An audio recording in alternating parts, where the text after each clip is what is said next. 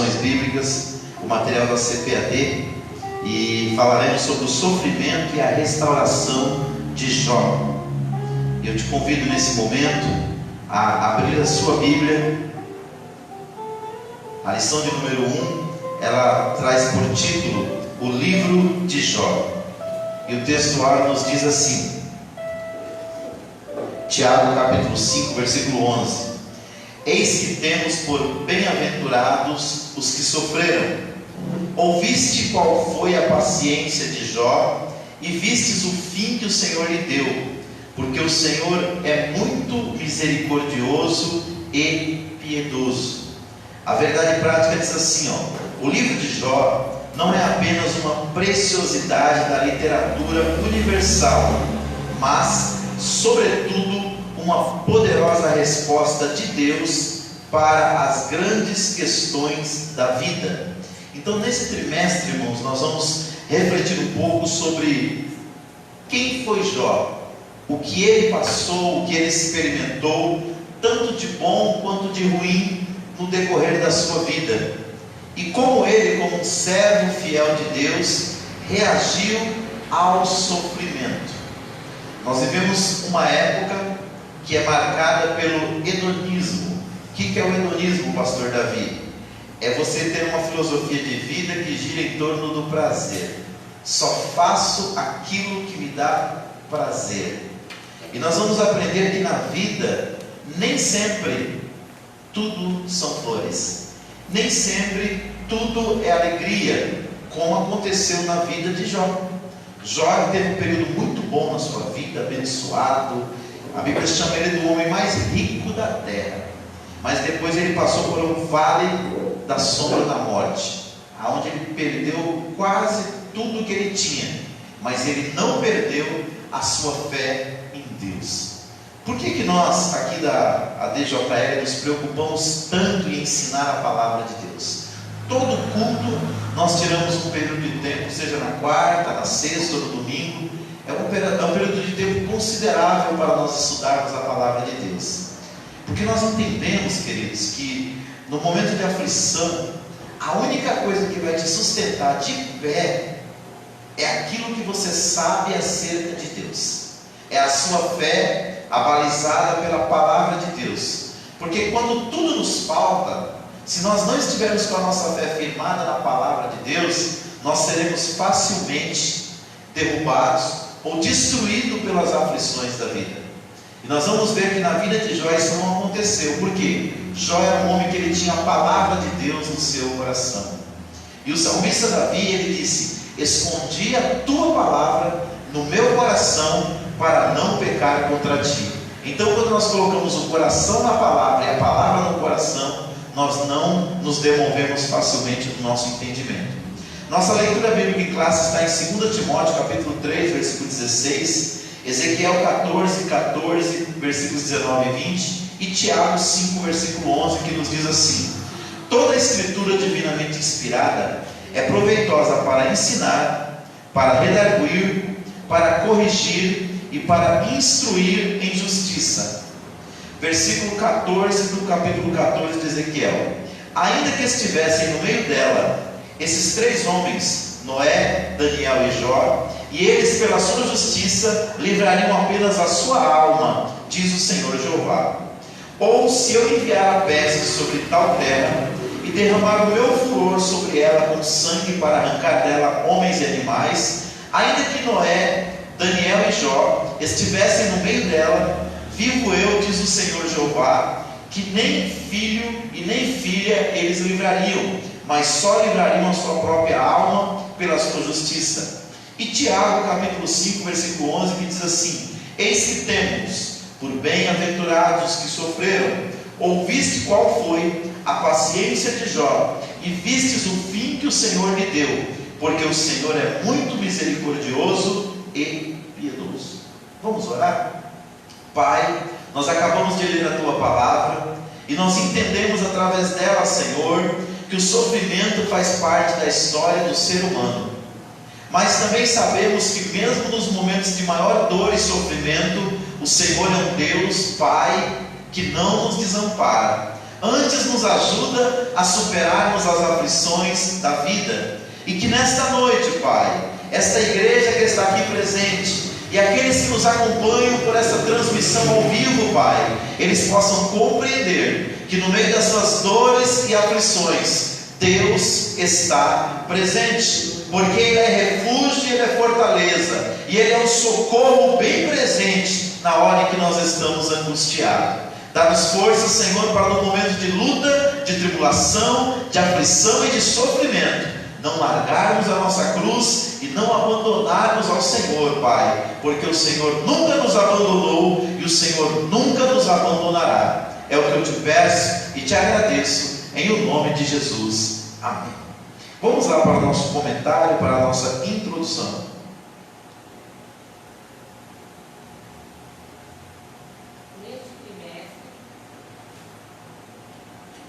Neste trimestre, estudaremos o livro de Jó, uma das obras mais fascinantes da Bíblia.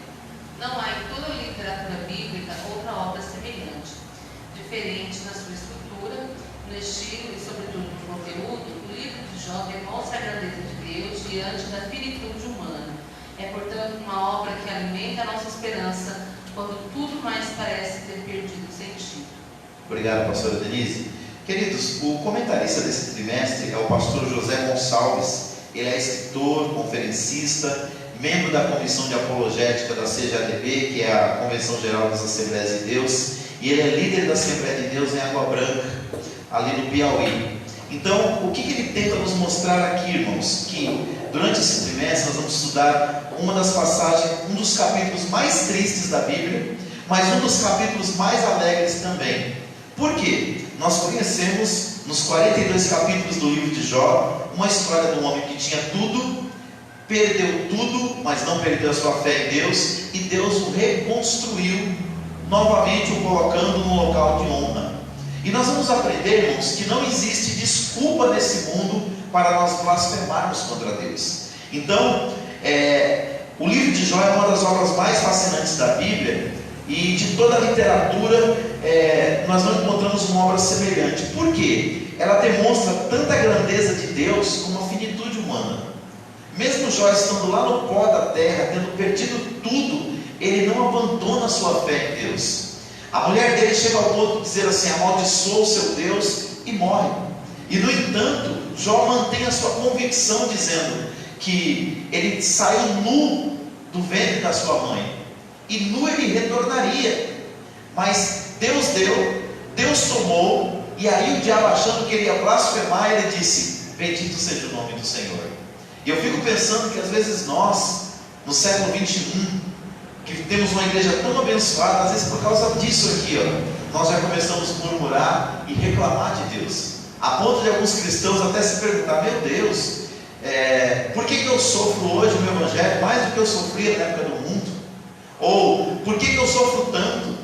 E nós às vezes não olhamos, irmãos, para as Escrituras Sagradas, para exemplos como esse de Jó, de pessoas que sofreram de forma impossível de aquilatar, sofreram muito mais do que nós, e não abandonaram a sua fé em Deus. Então é isso que eu quero que você coloque no seu coração, para que você diga que nem o apóstolo Paulo disse, mesmo apesar de todas as aflições que ele passou: nada nos separará do amor de Deus, que está em Cristo Jesus, o nosso Senhor. Cada cristão precisa ter essa convicção arraigada dentro do seu coração, porque quando nós temos isso, nós olhamos para a palavra de Deus, e uma história como essa de Jó, ela alimenta a nossa esperança quando tudo parece que está perdido ou que não faz sentido na nossa vida. Talvez o momento que os irmãos que estão aqui, ou aqueles que nos acompanham por esta live, estão vivendo, é mais ou menos assim.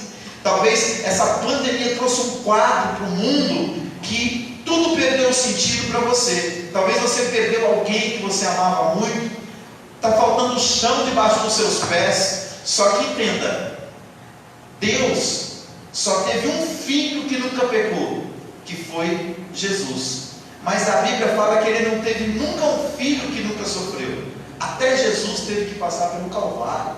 Então, que no nosso sofrimento nós cresçamos em comunhão com Deus, nós nos aproximamos mais do Senhor, como fez o patriarca Jó, e nós não usemos o sofrimento para abandonar a Deus, para virar as costas para o Senhor.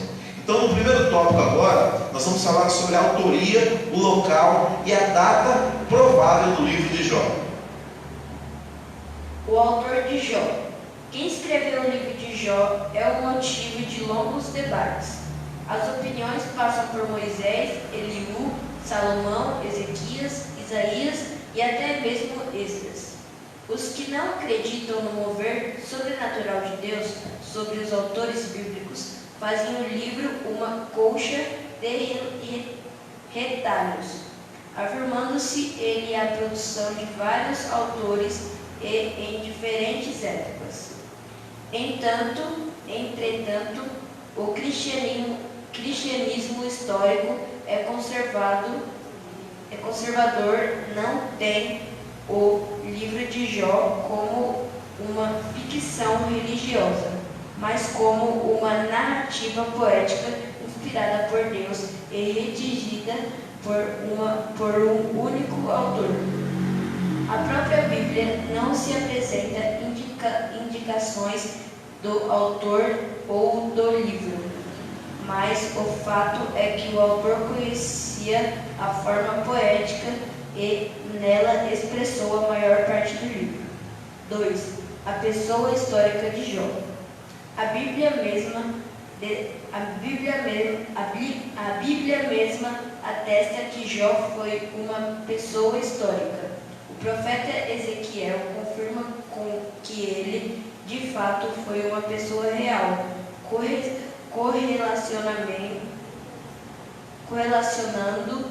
correlacionando-o ao lado de Noé e Daniel. Tiago, por exemplo, atesta a realidade histórica do principal personagem do livro, bem como sua autenticidade textual, quando destaca a perseverança de Jó. 3. A terra de Jó. Já no início do seu texto, o livro de Jó destaca que ele era da terra de Uz.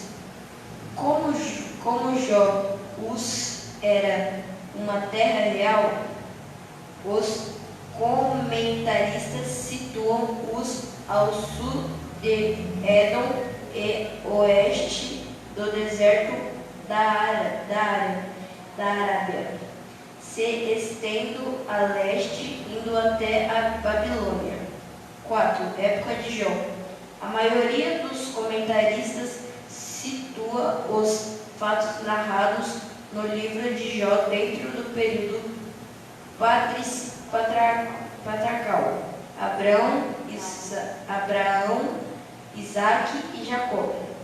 Dentro de outros, alguns fatos contribuem para esse entendimento.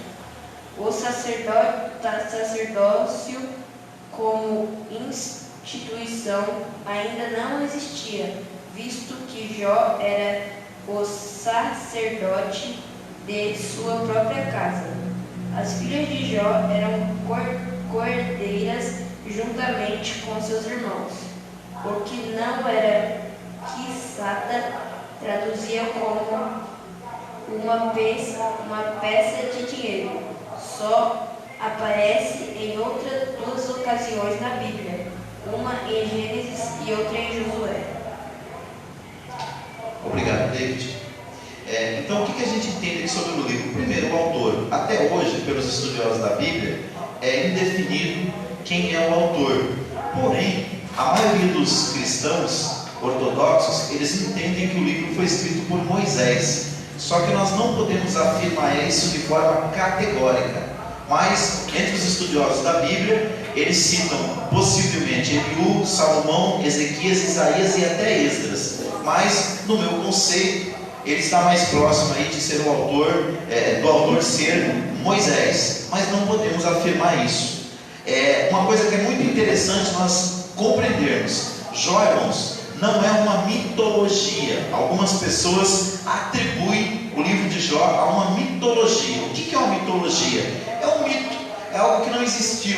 É uma história que foi criada para ilustrar uma verdade moral.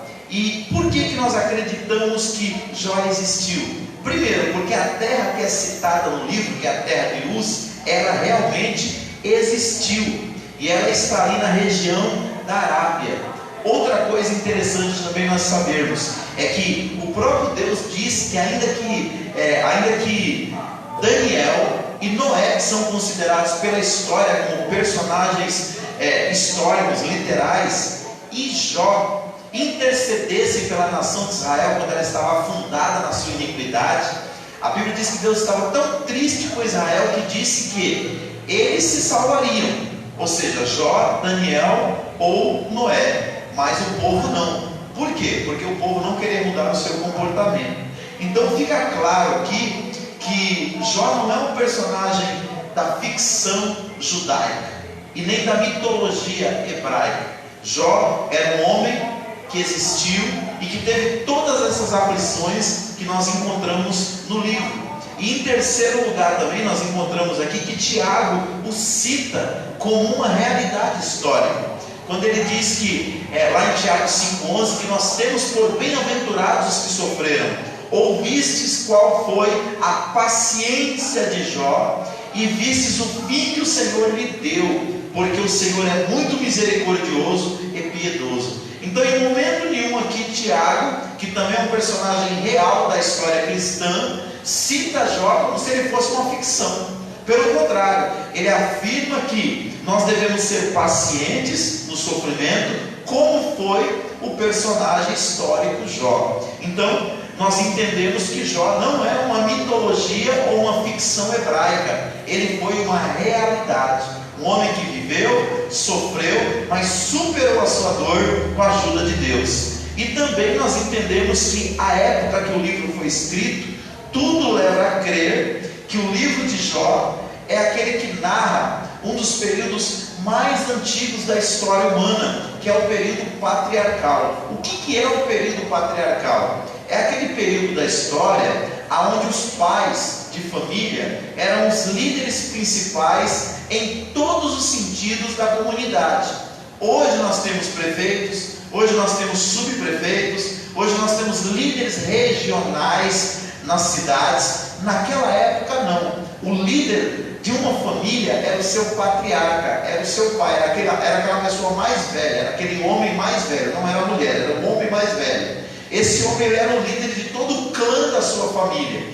As famílias não se organizavam nesta época em cidades, eles se organizavam em tribos. E nessas tribos tinha um patriarca que era o líder. No caso aqui a Bíblia cita 3: Abraão, Isaque e Jacó. Abraão foi o primeiro. Quando ele faleceu, ficou Isaque em seu lugar. E com o falecimento de Isaque, ele cita também a pessoa de Jacó. E quando nós olhamos para as Escrituras, nós vemos que o livro de Jó, pelas características da história, ele está dentro desse contexto patriarcal, ou seja, antes da época da lei de Moisés. Até porque Jó era o sacerdote da sua família, era ele que oferecia sacrifícios a Deus pelos seus filhos, quando esses erravam. Então, já na época da lei de Moisés, o sacerdócio estava sobre a família de Arão, sobre os levitas. Todo o sacerdócio era exercido por esta família. Então, quando alguém errava, o sacrifício não era feito pelo patriarca, o sacrifício a Deus era feito pelo sacerdote, que era um levita. E aqui no caso, Jó está numa época que, quando os filhos erravam, quem oferecia sacrifício era o patriarca. Então, são digamos assim, algumas observações sobre o livro deste homem. Agora vamos entender a estrutura literária do livro de Jó. 1. Prosa e poesia. O leitor que deseja ler o livro de Jó precisa dar-se conta de que diante dele há uma obra de natureza poética. Isso não torna o livro de Jó menos inspirado do que outros da Bíblia, mas revela que ele pertence a um diferente gênero literário. Jó precisa ser lido dessa forma. A estrutura dessa obra demonstra isso. O texto é uma combinação de prosa, poesia e prosa nessa obra. Ele está literariamente organizado assim: uma prosa nos primeiros capítulos, uma longa poesia no meio, mais uma prosa no último capítulo. Assim, o prólogo, Jó, e o epílogo são em prosa, o texto intermediário em poesia. 2. Organização. No texto em poesia há a seguinte organização: um monólogo feito por Jó, 3 ciclos de diálogos entre Jó e seus amigos, Elifaz, Bildad e Zofar, 4 outros discursos de um quarto amigo jovem, Eliú, seguido pela revelação de Deus, onde ele manifesta seu poder e graça, e finalmente a humilhação de Jó diante da revelação divina e sua restauração completa. 3. Abundância de figuras de linguagem. O livro é rico em metáforas. Esse recurso estilístico é usado pelo autor bíblico quando ele quer dar mais expressividade e maior capacidade ao texto. O autor almeja que seu texto seja colorido ao invés de preto e branco. Jó, por exemplo, usa a figura do vai e vem do tecelão para demonstrar a brevidade da vida. Vento, nuvem, sombra, uma corrida, uma águia, uma flor. No livro também há um recurso estilístico do paralelismo, onde os elementos literários repetem-se na mesma ordem. Obrigado, Denise. Só para os irmãos entenderem, a Bíblia, irmãos, antes de ser a palavra de Deus, ela é um livro. E como livro, ela deve ser lida como tal. Hoje nós retomamos o nosso programa lá na Rádio Fonte Vida, programa que é Crescendo no Conhecimento de Cristo, que vai ser toda quarta-feira às 16 horas. E nós vamos abordar ali alguns temas bíblicos e teológicos. E tem uma doutrina teológica chamada bibliologia, que nós começamos a estudar. Ela ensina que a Bíblia, antes de ser lida como palavra de Deus, ela deve ser lida como um livro. Por quê? Porque nós não devemos espiritualizar tudo que está na Bíblia, por mais que ela seja a palavra de Deus. Então, quando você lê o livro de Jó, ele está dentro de um grupo de livros que dentro da teologia a gente chama de livros poéticos. Quais são os livros poéticos? Começa com o livro de Salmos, depois começa com o livro de Jó, depois vem o livro de Salmos, Provérbios, Eclesiastes e Cantares de Salomão. E por que são chamados de livros poéticos? Pelo seu estilo que ele foi escrito. Por exemplo, o que é uma prosa? Só para os irmãos entenderem. Uma prosa é um discurso direto, é um texto organizado em parágrafos. A forma como ele é escrito é diferente. E também no livro de Jó você vai ver uma abundância de figuras de linguagem, que você só encontra com essa riqueza na poesia. Outra coisa interessante também é que na constituição do livro, cheio de prosa, cheio de poesia, existem muitos monólogos. O que é um monólogo? É quando eu faço uma pergunta, essa pergunta é chamada de pergunta retórica, e eu mesmo descrevo a resposta. Então o livro de Jó, para você compreender ele, não basta vê-lo apenas como palavra de Deus. É importante entender a estrutura do livro para que você possa fazer uma leitura correta dos textos. Só para os irmãos entenderem isso, quando você lê a Bíblia, existem muitas figuras de linguagem que são metáforas, ou que são simbólicas. Se você levar aquela figura de linguagem de forma literal, o texto fica absurdo. Um exemplo, Jesus disse lá em Mateus, capítulo 4, versículo 4, nem só de pão viverá o homem, mas de toda palavra que sai da boca de Deus. Ele usou aí um simbolismo, ele usou uma metáfora. Ele disse que a palavra de Deus é um pão que você pode comer para você se alimentar. Mas você nunca vai ver uma pessoa em são juízo, com juízo bom, cozinhando uma Bíblia, ou assando uma Bíblia. Por quê? É um sentido figurado. Jesus disse assim, eu sou a porta. Quando ele disse eu sou a porta, ele disse isso no sentido figurado. Ele disse assim, eu sou o bom pastor. Ninguém vai ver Jesus com um cajado na mão, com um monte de ovelhas, literalmente, tocando pelo caminho. Então isso são figuras de linguagem. E quando nós entendemos isso, nós compreendemos o texto com mais facilidade. Então, algumas figuras de linguagem que existem no livro de Jó só serão entendidas se você ler o livro como uma prosa, como uma poesia, com as características deste texto. Então, o livro apresenta uma estrutura literária de prosa, de poesia, e há também o uso de muitas metáforas e de paralelos. O que é paralelos? É quando você pega verdades ou antagônicas ou iguais e você as repete. Isso acontece muito no livro de Provérbios. Provérbios, muitas das vezes ele fala o que vai acontecer de bom com o justo E ele repete isso na segunda parte do versículo. Duas coisas boas que vai acontecer com o justo. E tem hora que ele faz o contrário.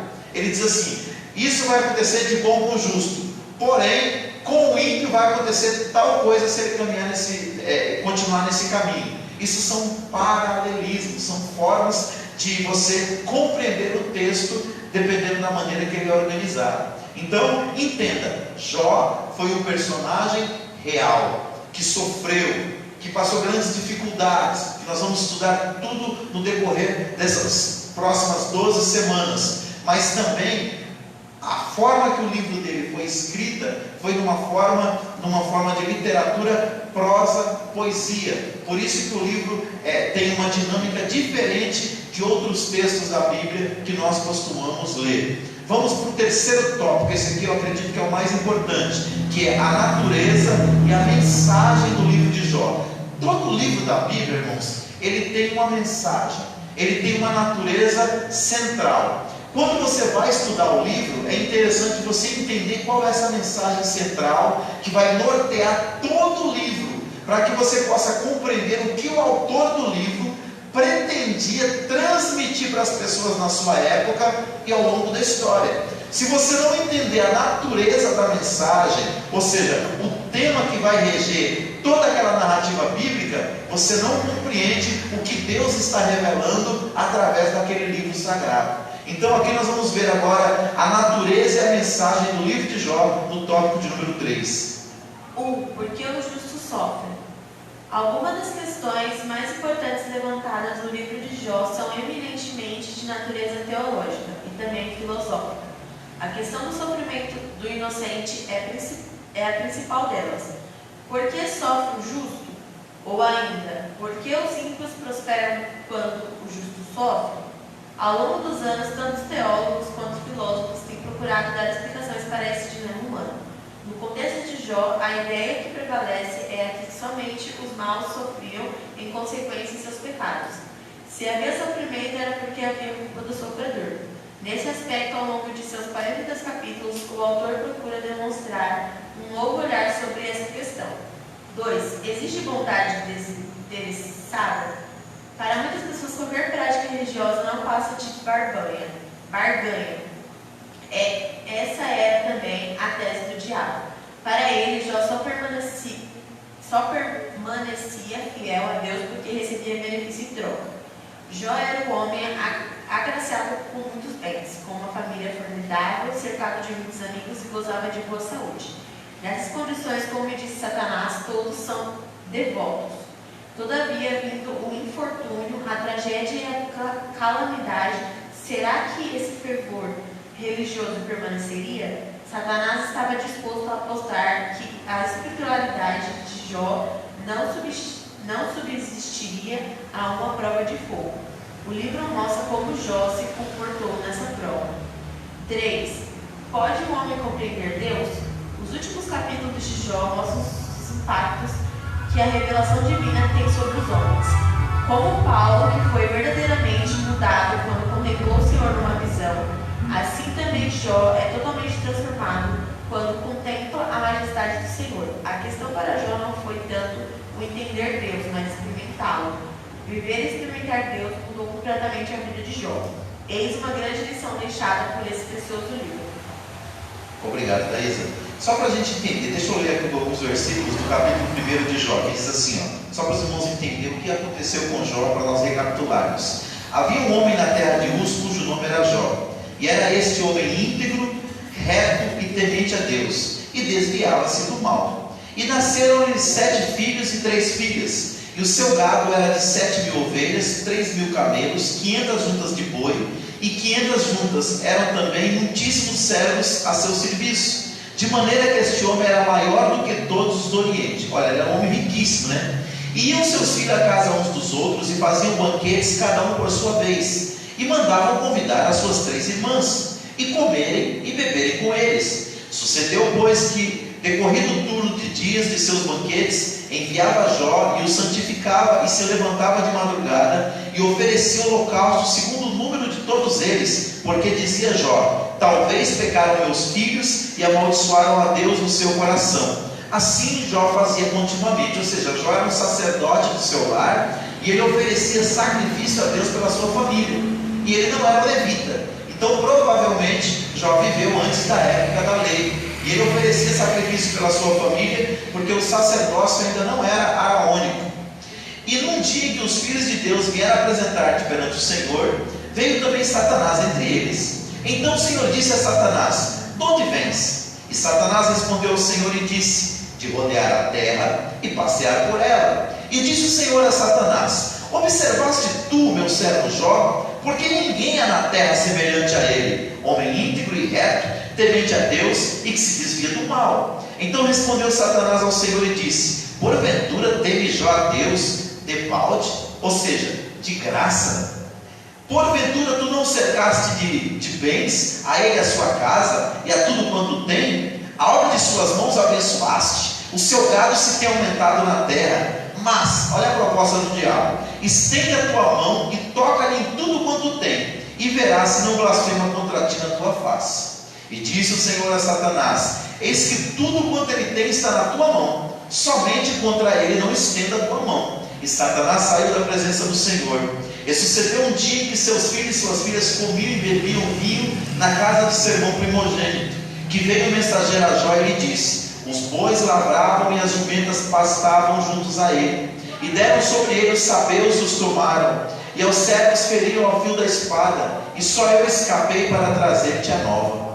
Estando este ainda falando, veio outro e disse: fogo de Deus caiu do céu e queimou as ovelhas e os servos, e os consumiu, e só eu escapei para trazer-te a nova. Estando ainda este falando, veio outro e disse: ordenando os caldeus, 3 tropas deram sobre camelos e os tomaram, e os servos feriram o fio da espada, e só eu escapei para trazer-te a nova. Estando ainda este falando, veio outro e disse: estando teus filhos e tuas filhas comendo e bebendo vinho em casa de seu irmão primogênito, eis que um grande vento sobreveio da além do deserto, e deu nos 4 cantos da casa, que caiu sobre os jovens e morreram, e só eu escapei para trazer-te a nova. Agora a atitude de Jó. Então Jó se levantou e rasgou o seu manto, e rapou a sua cabeça, e se lançou em terra e adorou. E disse: não saí do ventre de minha mãe, e não tornarei para lá.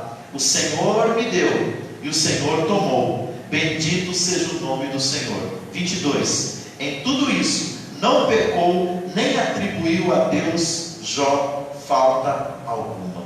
Então, irmão, só para resumir o nosso tema de hoje aqui, o livro de Jó traz uma mensagem que muitas das vezes o sofrimento do justo, ele é incompreensível para o justo, porque você vai chegar até o capítulo 42 de Jó, e nós que estamos lendo a história de Jó depois de tantos anos, entendemos que ele sofreu porque o diabo o acusou de ser um homem de barganha, que só servia a Deus com fidelidade, porque Deus tinha cercado ele de bens. E Deus provou para o diabo, através do que Jó sofreu, que Jó não, de maneira alguma, servia a Deus pelos bens, mas servia a Deus porque o amava.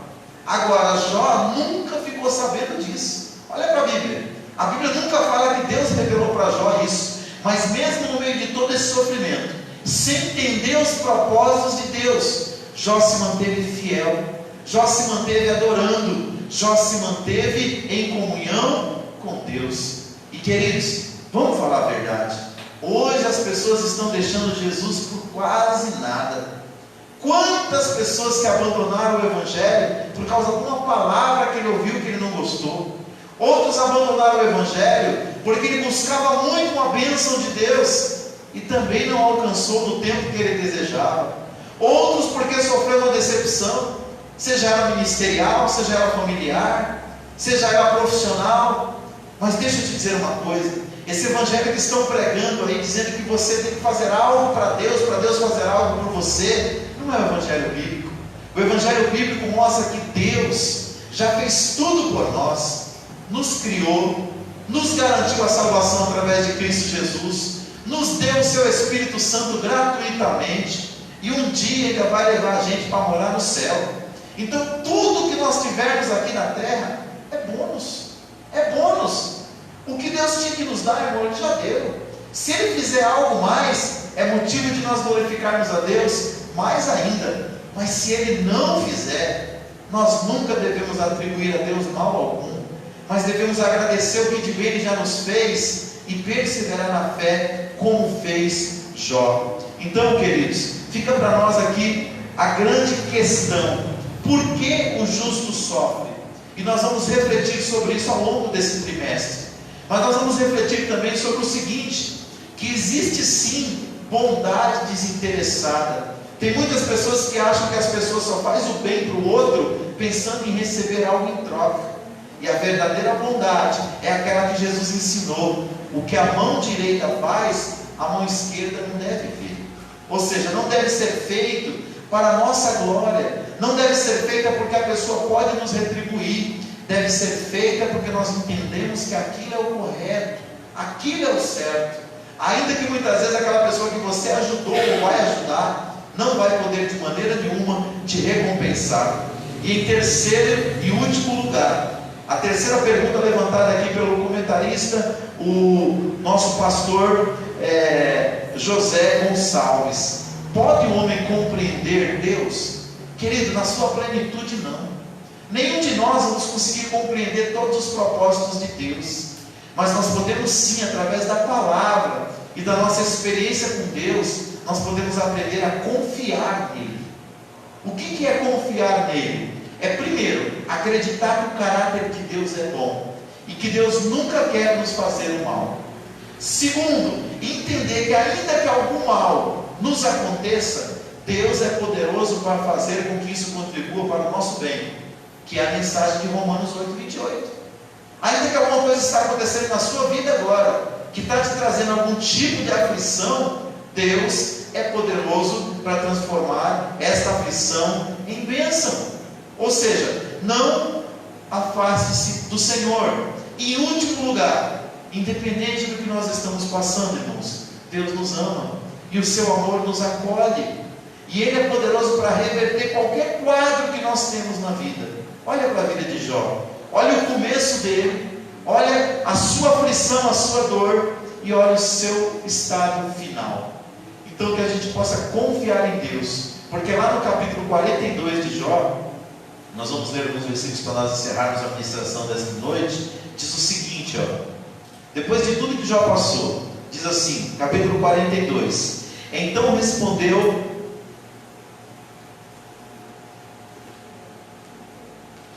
capítulo 42, versículo 10: e o Senhor virou o cativeiro de Jó quando orava pelos seus amigos, e o Senhor acrescentou em dobro a tudo quanto Jó antes possuía. Então vieram a ele todos os seus irmãos e todas as suas irmãs, e todos quanto dantes o conheceram, e comeram com ele pão em sua casa, e se condoeram com ele, e o consolaram acerca de todo o mal que o Senhor lhe havia enviado. A cada um deles lhe deu uma peça de dinheiro e um pendente de ouro. Ou seja, quando ele estava na fossa, quando ele estava mal, todos o abandonaram, inclusive a sua mulher. Mas Deus mudou a sua sorte, e Deus pode mudar a nossa sorte também.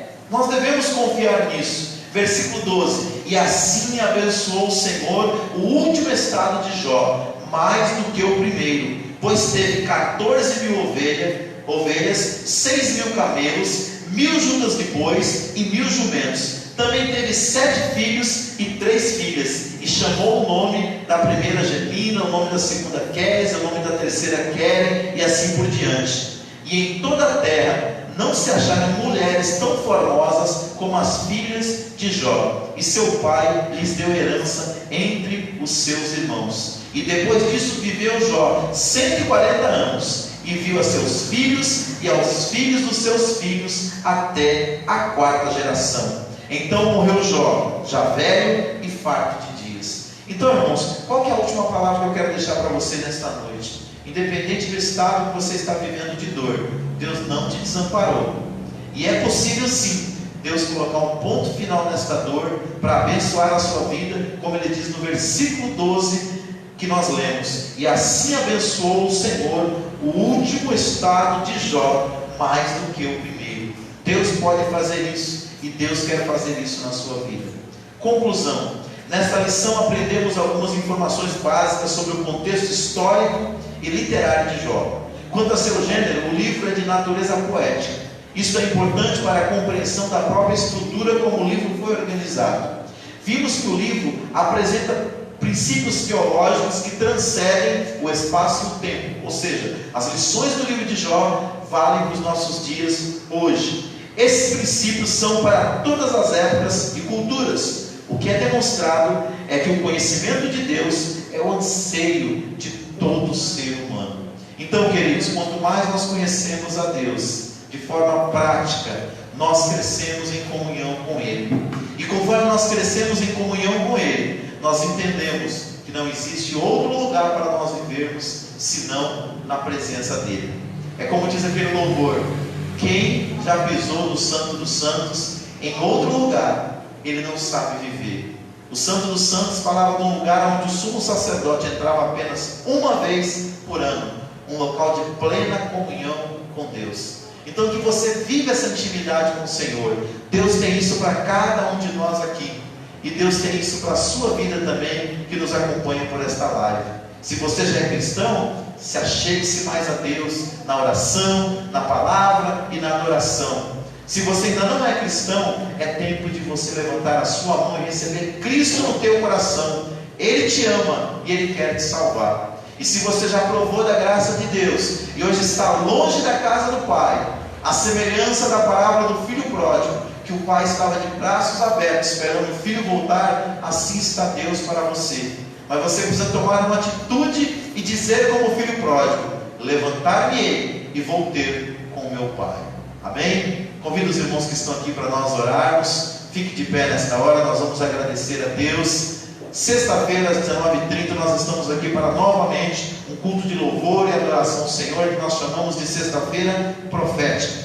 Por quê? Porque desse altar sai uma palavra que pode mudar a sua vida de forma profética. Uma palavra inspirada pelo Senhor, uma palavra inspirada por Deus. E domingo é culto da família, e além de ser culto da família, também é Santa Ceia do Senhor. Eu peço que você traga a sua campanha do quilo. Nós ajudamos a casa de recuperação ali do pastor Hamilton, o projeto Acreditar, e contamos com a sua ajuda. O seu quilo do amor faz uma grande diferença naquela casa de recuperação. Amém? Vamos orar a Deus. Que Deus abençoe a sua vida. Guarde essa palavra no seu coração. Não importa a dor que você está vivendo, Deus conhece ela e Deus vai te ajudar a vencê-la, para que você possa estar cada dia mais próximo do Senhor.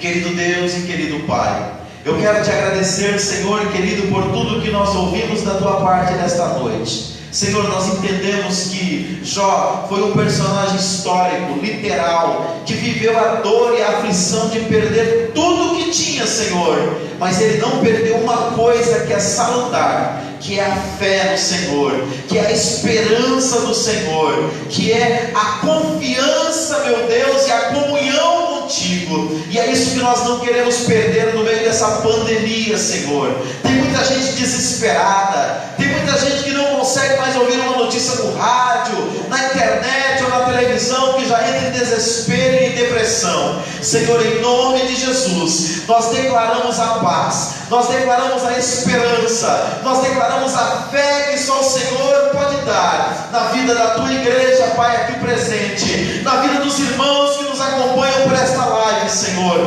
Tenha misericórdia das nossas vidas, nos ajuda a confiar no Senhor, como fez Jó, que mesmo no momento de maior dor, angústia, sofrimento e perdas, ó Pai, tanto de entes queridos como de bens materiais, ele não blasfemou contra o Senhor, antes ele te adorou. Me ajuda, Senhor, ajuda aqueles que nos acompanham neste culto, ó Pai querido, a ter esta atitude para com o Senhor. Ajuda o Brasil, ajuda o mundo, Senhor, ajuda-nos a vencer esta pandemia com a graça, com a fé, com a esperança e com o amor que só o Senhor pode nos dar. É o que nós te pedimos, Pai, e já te agradecemos, no nome de Jesus. Amém.